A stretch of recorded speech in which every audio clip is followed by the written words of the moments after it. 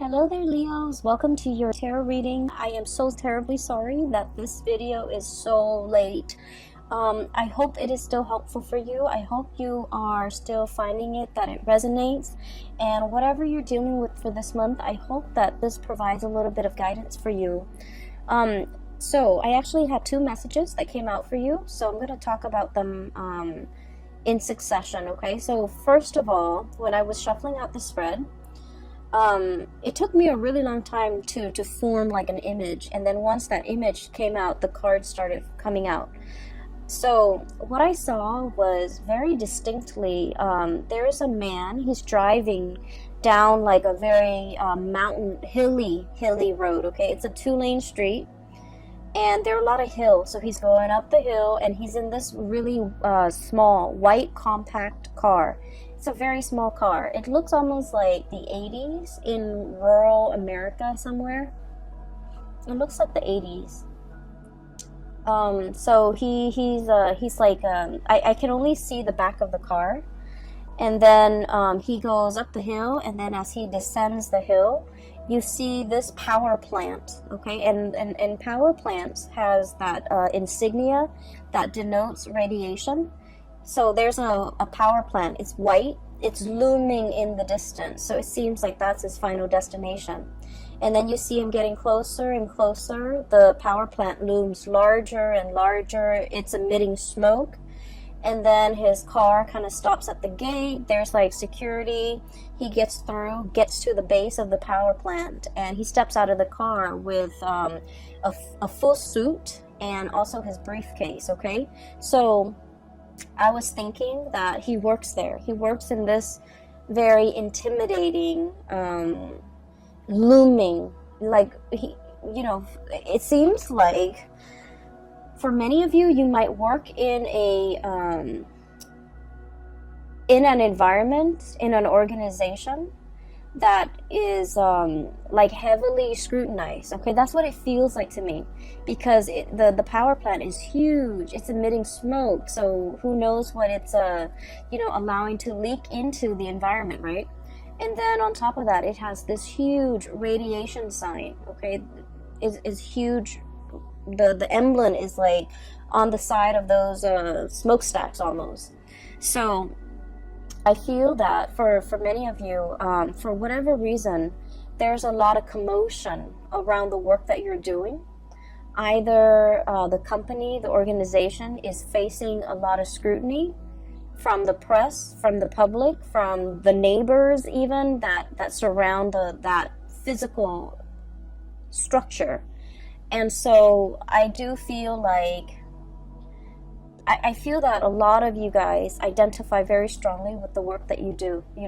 You want work that is meaningful. You want work where your skills and your talents can be on full display. And especially for many of you, you might be like the voice, the face, the model, the mascot for whatever it is that you're working at.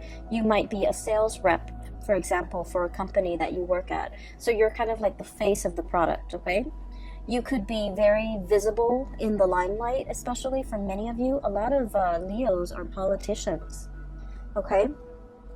And so I do feel there's a lot of like, you're kind of like in an environment that might be facing a lot of scrutiny, and you're doing the damage control. You might be the PR person that everyone reaches out, and you might have to deflect questions, you might have to create your own red herring in order to distract people from something. From something. You might be hired to take on a position so that you can do damage control. You might be hired on by a firm in order for them to fix something that they've made a mistake on. Now, we are moving away from that November time frame, and November time frame was problematic, especially for a lot of work environment, and especially for when it comes to their public image, because we had a very profound Mercury retrograde period where a lot of deeply buried things are coming to light, okay, or were coming to light. It was in the sign of Scorpio, And so I felt like a lot of things that people kind of sweep under the rug, a lot of deep, dark held secrets, especially as it pertains to companies, organizations, and work environment and things like that. Things that people in power were trying to hide from the public, or truths that they were trying to distort, or you know, just things that they shove away when no one is looking. I feel that all of that might have come to light recently, and as a result of it, you're kind of called in to do some damage control. Okay, so that's what I was feeling. I just feel like the work environment that you're in is facing a lot of scrutiny. The people you might work with, they might have their own personal issues that's facing a lot of scrutiny. Okay, and they're faced with a lot of scrutiny. And I am sensing a lot of people will come to you for the month of December, asking for advice, like, should I do this, should I do that, because they're really concerned about their public image.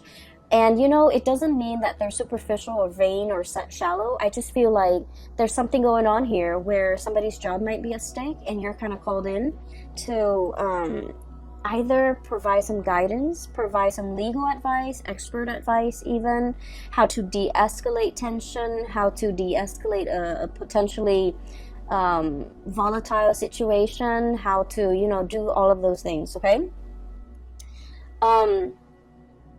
I also feel like, you know, you're good at your job. You're paid very well. For many of you, you're paid very well for the work that you're doing. But behind it, I feel that, you know, it's a job. So you try to do what you're told. So, for example, you work with you're hired on as a contractor to do some damage control for a company, and you might not like that company very much. And so, you know, even if you don't agree with it, agree with the things they're trying to hide, the things that they're trying to sweep under the rug, you're hired to do this job. And so you will do it to the best of your capabilities. So I don't see any moral, ethical conflicts here. I just feel almost as if there's a lot of fires to put out, okay? So going back to that image, there's a second part. So, you know, he steps out, and he's in a suit, really nice suit, in this mini car, but he's in a suit, and he holds a briefcase. And so, you know, my initial thought was, oh, he works here, he's an employee. But then I see him like with in that briefcase. It's not like papers or laptop or things like that. I guess in the 80s they didn't have laptops. It's not like papers. It's a science kit. Okay, so he has like those what are those, the droppers where you take a little bit of a water sample and you put it into a slide, things like that. He has a dropper, he has machines to test the radiation level, and so he opens it up, puts it on top of the front of the car, the hood of the car, and then he starts to go around the area, the power plant. He starts inspecting. So that's when I was like, oh, he's an inspector. So he's not called out to do some damage control, even though that message applies to some of you. Okay? But on the other hand, you might be also called in to inspect, to appraise, to make a final determination on something, to see whether or not it's sound, whether or not it's safe, whether or not it meets the regulation and the standards. And I feel like for many of you, and this could be, you know, just literally just one person I'm speaking to, but I feel like there was something that was unearthed. All of a sudden, it just came to light, and, you know, you're called in to do to make the final determination, to inspect, to appraise, to look at it. And he does his thing, okay? He walks around multiple times collecting multiple samples. And then at the end of it, what I saw at the end of that picture, of that scene, was he puts in he takes like a poster from his car, okay? And then you see him get back into the car, he drives away, the security gates closes behind him, he stops the car, gets back out, and he puts this giant poster with the radiation, the hazardous sign on it, hazardous, sign on it, and it says like deemed unsafe. Okay, that's what it says, deemed unsafe. And so I feel that there's a situation around you where you guys are in a very important position to protect people from. Okay, you're bringing something to light so that people can be made aware, so that people can, knowledge is power, right? But I feel like there might be something that is unsafe, that is unfit, and you're drawing attention to it. You're calling it for what it is, okay? So in a way, this could be in a work environment, but then I also feel that for many of you, the word unfit parent came in, okay? So you might be, for example, a social worker, where you're inspecting homes, the home environment. Is this a safe place for children to be in? You might be inspecting like a retirement home where they take care of elderly people. You might be inspecting like a preschool, even a high school. You might be like, one of those superintendents or one of those inspectors, academic inspectors, to make sure something is meeting the requirements, it's passing, the regulations and the codes, and make sure other people are abiding by it, because if they don't abide by it, it can cause long-term negative impact on not only, the people that are involved, but the surrounding area, hence this power plant, okay? It generates power for the entire area, and if something happens to it, it will affect negatively the entire area in terms of power surges, or even worse, like chemical spills and things like that. So I feel that you're taking your job very seriously, and you're wielding a lot of power. You're wielding a tremendous amount of power, where what you say, what your findings are, what your final determination is, it will affect a lot of people. And I just have to say, Leos, us fire signs were incredibly ethical. We try to always walk down that straight and narrow path, okay? We're humans. We do stray from it, okay? But I do feel that for a lot of fire signs in general, ethics and morality goes a long way. There's always a right and there's always a wrong. And we don't really mix the two, okay? Water signs always know there's a right and a wrong, but they make justifications based on their emotional attachment to a specific outcome. Air signs can rationalize. They rationalize, well, it's wrong in this context, but it could also be right in that context. I feel like for a lot of fire signs, there's a right and there's a wrong, and no matter what the circumstance, the circumstance doesn't justify whether or not something is right or wrong. Those things are not malleable. And so I feel that you are wielding a tremendous amount of power here, and you're doing the right thing, because you understand that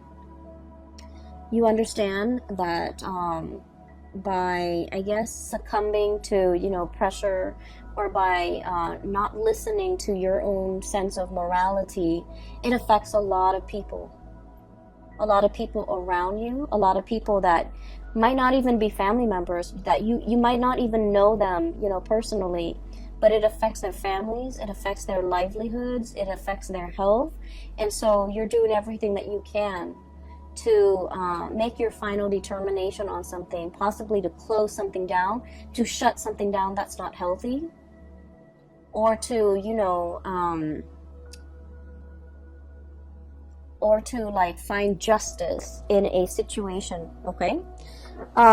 I see a lot of people here where you might be looking at, the way somebody is raising a child, the way somebody is taking care of another person, and you're disagreeing with the way in which they do things. And for some of you, it is the holiday season. We're going to be dealing with a lot of family members. So I do feel some of these issues are coming up in the family unit. It's like, you should have done this as a mother, you should have done that as a father, you shouldn't treat your parents like this. All of those discussions, I feel is coming into the picture, and I keep seeing like unfit. Somebody's unfit to do something. Somebody is unfit to take care of themselves, or they're not mentally there, and they have somebody else who's managing their estate, or who's like a power of attorney, and that person is unfit because they're taking advantage of the person who's not able to take care of themselves. So I feel like all of these ethical, moral debates are coming into the picture, and I do see you discussing all of these things with family members in a very passionate manner. I don't see it being like an argument where we're arguing and screaming and slicing each other left and right. I don't see that. I just feel heavy discussions over somebody's qualifications, over somebody's capabilities, over, whether or not something is fit, or whether or not the situation needs to be shut down and closed off. Okay, so that's what I'm seeing. And we're 16 minutes into the reading. I just wanted to get that out of the way, okay, because I felt like it's much calmer now. I feel a lot calmer. The power plants, the looming sign, that radiation sign is so strong. Like it was so big, it was so visible, and I feel that that message needed to be conveyed, because I feel like there's a potentially toxic, hazardous situation, and it needs to be called out. It needs to be labeled for what it is, so that people know to avoid it, and it needs to be shut down. Okay, so that's just the bottom line. On the other hand, on a lighter note, okay, I do see two people here. So let me talk about these two people. I feel like that was the work situation. So let me talk about these two people here. I have one person who is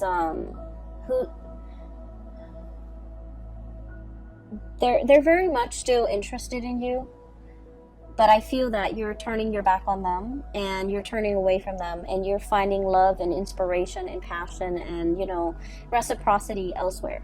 Okay, I feel that you are upset and frustrated with this person, and this person is showing up here as the Knight of Cups. Okay, it seems almost like he's got a blob. It's like a paper bag over his head. Okay, that's what it feels like, doesn't it? So I feel that you are frustrated with this person. I feel that they do a lot of things that frustrate you. I also feel like they're overly affectionate and possibly a little bit needy. And I also feel that they're looking for you, wondering what you're up to, thinking about you, possibly even, trying to reach out to you. And I feel that you respond when you want to, but this person is no longer kind of like your top priority. I feel like once upon a time, the love between the two of you might have been very hot and heavy, okay? Because I do see an energy of like opposites attract. There might be a huge age difference. There might be like a cultural difference. There might also be like, it might be like an interracial coupling type of a thing. But I feel like there's a certain degree of,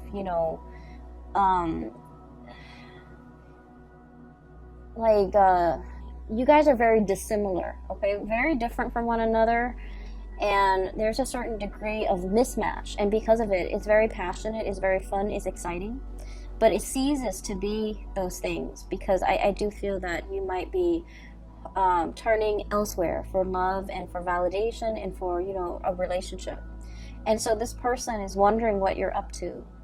This person is like not really sure how you feel about them, and they wish they could know how you feel about them, because they're wondering and always thinking. And if you are a cross watcher and this sounds like you, I just feel like with fire signs, what you see is what you get. Okay, fire signs are very straightforward.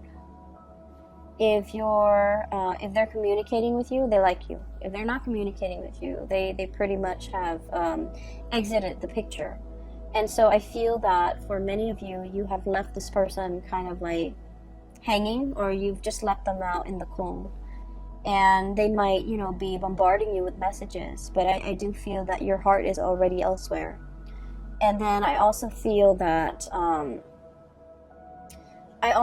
for some of you, you might, in like at the end of the day, decide that this whatever you had with this past person, I feel like it was lacking in emotional depth. It was lacking in, like, you know, it's like you talk about one thing and then they don't have an interest in it, so they steer the subject somewhere else. Or they talk about a certain topic and you have no interest in it, and so you just kind of like change the topic. So I feel like there's very little compatibility, and it created a situation where there was no chemistry. There was no emotional depth to the conversation, to the interaction. And when you it can feel to me like it's very time consuming or quite draining to be around this person. Not because they're a bad person, it just feels to me like it requires a lot of effort just to keep the conversation going, because you guys don't have a lot in common. I do feel that they really like you, and I do feel this person is incredibly intelligent, incredibly smart, but they're very smart. Queen of Swords, super smart, okay? Their mind is very sharp. They're very discerning and perceptive, and you know, they're probably like the really book smart type of person, but emotionally they're not very intelligent. And emotional intelligence basically means that we know how to read body language. We know that when somebody is like doesn't want to talk to us, and so we end the conversation. You know how sometimes you have like coworkers who you're super busy, you're at your desk working, right? And they see that you're working, but they keep talking and talking and talking. And you don't want to be rude and tell them, hey, you know, I'm working, get out of here. That's what I mean by emotional intelligence. Being able to read nonverbal communication, being able to pick up on, you know, people's state of being, being able to, being aware of your surrounding, looking at people and being able to read facial expressions to know if they're sad, to know if they want to be approached, to know when they want to be left alone. Emotional intelligence. So I feel like somebody here is very incredibly intelligent, but they might lack the emotional intelligence, okay? And so I feel almost like, you know, you could have a bad day and you want to talk to them about your bad day, and they, you know, you look distressed, right? And they should know that. And then rather than letting you vent, letting you talk, they steer the topic away from something that is not even remotely important. And so I feel that it frustrates you, and it hurts you too, to feel that you're not validated, okay? To feel that they're not acknowledging that you've had a bad day. They're not acknowledging your distress. They're not picking up on these cues. And you're wondering, you know, if they care about me, they should be more attentive. They should be more considerate. But I just feel that they're lacking in the ability. It's not the ability to sympathize or empathize. If they're aware, then they would know. They're just lacking in the ability to pick up cues. Hence, this person, it's almost like they've got that plastic bag or the paper bag over their head. They're walking around, you know, not a bad person at all, but they're lacking in being able to know their environment, being able to sense their environment, being able to navigate their environment successfully in an emotional way, okay? So this is somebody that is that doesn't form emotional attachments, and so they're kind of you know, their friendship circle might be very, very small. It might also be quite superficial.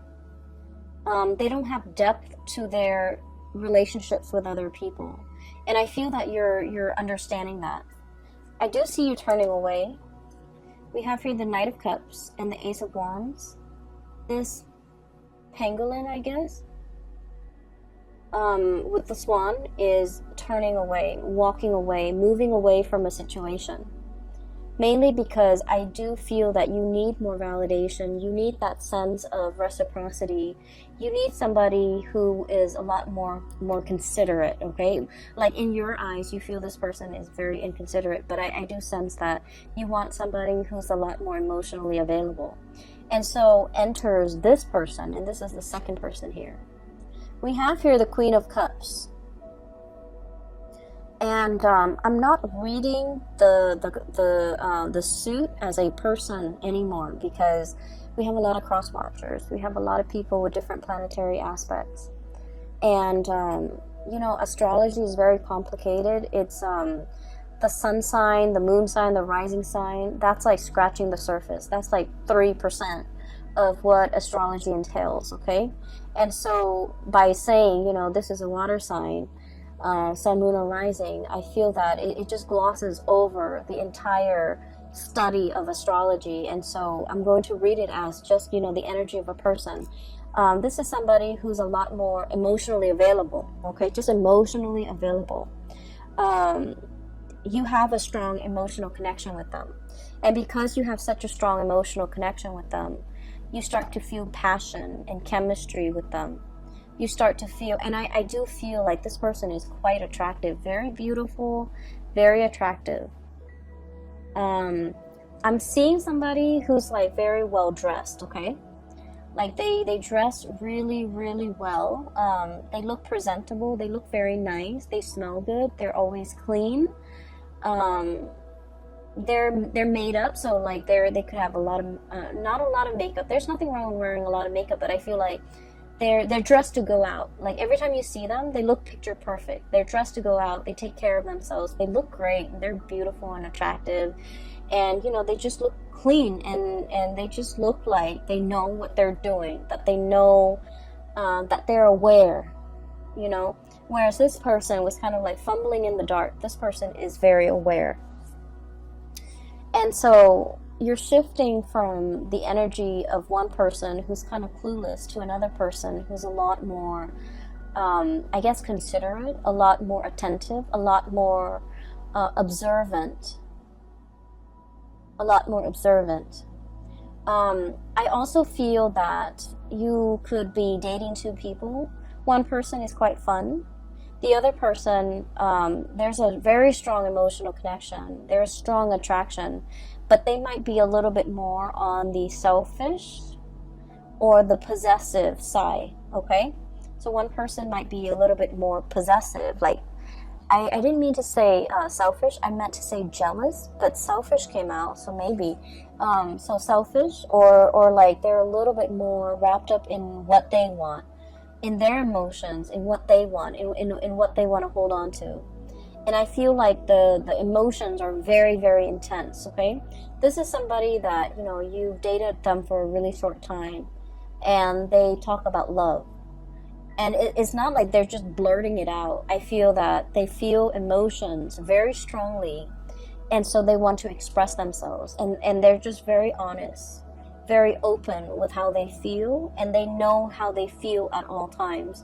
Whereas this person was not like that. They held back. They didn't communicate emotionally. And so this is a breath of fresh air for you. I would urge you, the passion is really strong here, Ace of Wands. I would urge you to slow down. You're kind of like going from one extreme to the other. That's what it feels like to me. And so I would urge you to slow down, because I feel like this person over here, there's a lot of passion, there's a lot of chemistry. You guys are a very good match. But they might be in a position where, you know, they're thinking about like, let's put a ring on it. Let's get married. Let's start a family. And it's like 3 weeks into the relationship, and they're already planning these things. And so I do feel possessiveness. I do see a sense of jealousy with this person. It's someone who's fiercely loyal, but they're also fiercely protective of the things and the people that they love, okay? She's like gripping and holding on to this lobster. And then I also feel like the realization here with this Judgment card is you're a little bit taken aback by the intensity of this person. When you were dating this person, you wanted intensity. You wanted passion. You wanted intensity. And then, so this relationship was lacking in that. So you might have moved away from it. And now you're meeting exactly the person that you were hoping for. Intensity, passion. And then you realize that the intensity is too much. So you're kind of like stuck in this loop, okay? And that's what I mean by you're moving away from one extreme and landing yourself in the other end of the spectrum. And so if you're still dating this person, I almost feel like, it's that hazardous sign. It's that hazardous sign where it's telling you to caution. It doesn't mean they're bad people. It just means, you have to think about